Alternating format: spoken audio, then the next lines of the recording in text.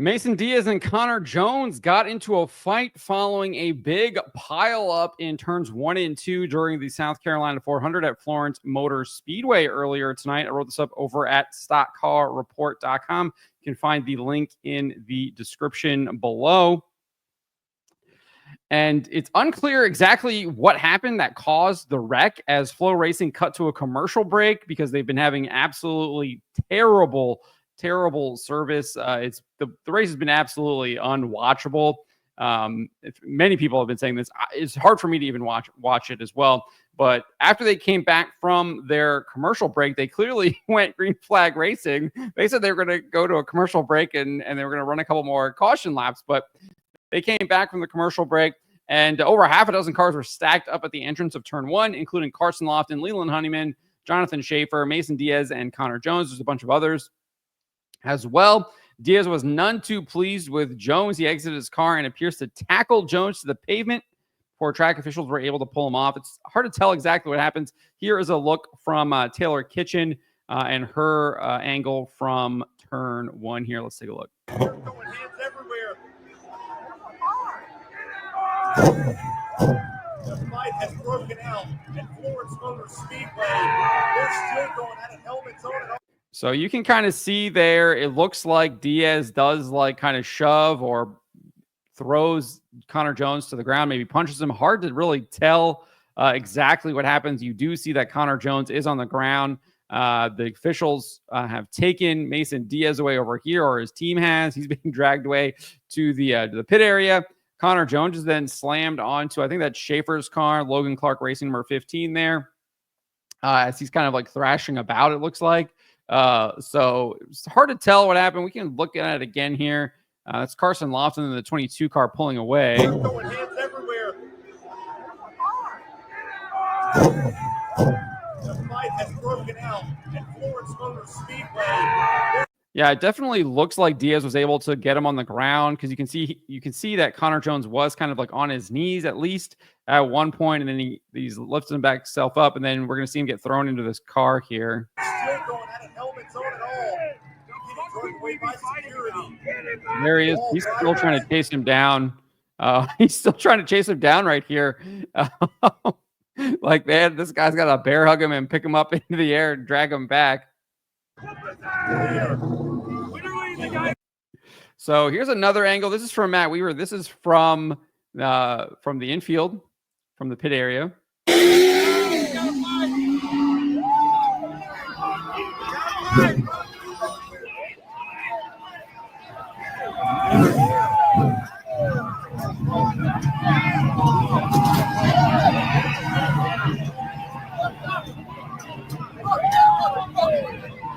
So that one's even crazier. I mean, you can see him throw himself into the car. He then falls back down, and then he's still trying to chase him before this guy is able to bring him back. Let's watch this again right here.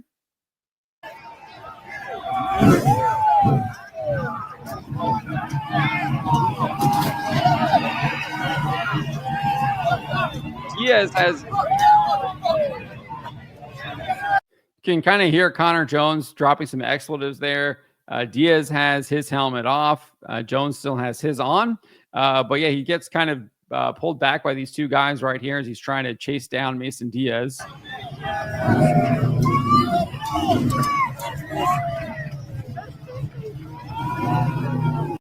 Track officials are now getting there.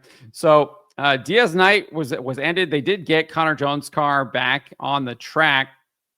We got an interview from Diaz about what happened from his perspective. Obviously, we don't have Conner Jones because he's still racing, but let's listen to what Diaz had to say to Matt Weaver. All right, Mason Diaz, the flow broadcast was down, so we don't know what happened. We didn't see a good view of it. What happened from inside the car? I don't know. We were going on the front straightaway and just big smoke everywhere. I don't know what spun up front causing the wreck. Finding out now that I went down the middle and Conner just hooked me down the straightaway after we're all slowing down, and that's what put me in the wreck. And early in the race, me and Conner had a little scuffle. I moved him. It was me. I moved him and got him loose, but I let him gather back up. I didn't pass him. Just kind of respect. I didn't need to do it. I meant to get into him, just not to the point of making him sideways about spinning it. So let him gather it up. Hey man, give you a couple more laps, then move. Then I passed him clean. And then the next caution came out, and he came up and just under caution from 3 cars behind, just drove over my right front, knocked the toe out, ruined the fender, and then we went back green, raced it clean. He was on the outside of me, and then that stuff on the front stretch happened and spun out. It is what it is. What happened when you guys got out of the car? I was on the way of getting out, taking my helmet off and everything. And I look up and he's flicking me off, screaming cuss words at me. I'm not going to start saying it right now on camera. And this guy out of the car, and he kept running his mouth, and he has his helmet on still, so it tells you how scared he is. He can run it. It's like a keyboard warrior kind of thing. You got protection on, but it is what it is. Do you let it go, or is there something more to do? Do you try to talk to him about it? What more does a kid need? I mean, suspended from NASCAR, the list goes on and on and on. There's not a single person. Every single person's probably happy that you got in a fight with someone today, because everyone wants to do it to you. So I hate it for him. I mean, I don't want to see anyone in a fight or anyone being talked bad about. I want to see everyone do well. I don't know what that kid needs to fix it. I mean, obviously, I'm good friends with everyone on this crew from Darn. Like, I hope they're not mad. If they are, I mean, it is what it is. You got to stand for your driver. But I mean, like, I'm friends with all of them. So, just a couple loose screws from that kid. So that is what he had to say there. Seems pretty honest. Obviously takes fault for getting into him a little bit too hard there, but clearly was not happy that he took revenge against him during the caution and then spinning him out there during that big wreck as they were slowing down. And then definitely didn't like that he was flicking him off and yelling expletives at him as they were exiting the car from the wreck, and then decided to take action against that. He made similar comments here as well to Trent Worsham. We can listen to this as well. Mason Diaz, obviously not the way you wanted to end tonight with Conner Jones. His crew chief said you guys had a little trading, throughout the race, and that incident right there was not either one of yours fault. What's your takeaway from what happened? I moved him down in turn 4. I got him sideways pretty good. Backed off, let him gather it up, and then passed him like 2 laps later. Like, I messed up. I mean, obviously I got him pretty hard, but and then under caution he just comes up and drives through my right front, knocks the fender off, and then he turns me in that wreck, and turns me in the wreck, and then I'm like looking out the window, take my helmet off once I'm wrecked. He's there flicking me off, walking around his mouth, and get out of the car, and he still wants to talk. And then next time, take the helmet off, buddy. Was that the only conversation, or you feel like once you guys maybe cool down after the race, you won't talk to him again? I mean, there's screws. I mean, look at his whole entire path. There's no help with him. He knows all, right? Thank you. So there you go, kind of reiterating what he told to Matt Weaver there, saying that Conner Jones is screw loose. There's no helping him. He knows everything. And then kind of basically saying what he said already as well, that he was at fault for the incident earlier in turn 4, and then didn't really like what Conner Jones did under caution getting into him, and then didn't like what happened to him there during the wreck and after the wreck. As far as what crew chief Mike Darn had to say, Conner Jones' crew chief, let's take a listen to that. Chief, for Conner Jones here, what happened there from your guys' perspective with Diaz? Diaz got into us earlier, and Conner kind of paid him back under caution. Then when the wreck happened there, neither one of them were the cause of that. They were just in the middle of it.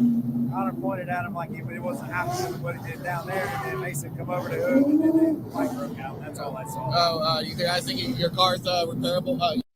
So there you go. That's what Mark Darn had to say. Kind of lines up with what Diaz had to say, that it was Conner Jones kind of instigating it after the wreck. He's pointing at him. That kind of lines up with what Diaz was saying. And then Diaz went, and then he says Diaz went and confronted him. And that's exactly what Diaz said happened. So looks like it's pretty clear what happened from both points of view. Obviously, we still don't have what Conner Jones's point is because he's still in the car. But that's what happened. Tempers flaring, obviously some incidents happening, but I think Diaz is right. This is a pattern of behavior for Conner Jones. I know I've tried to defend him in the past, but he is seemingly still racing like this. I just don't think that there's any need to kind of run into somebody under caution to seek vengeance like that. I mean, maybe he needs to get some better role models, some people on the radio to like talk him down from that kind of stuff.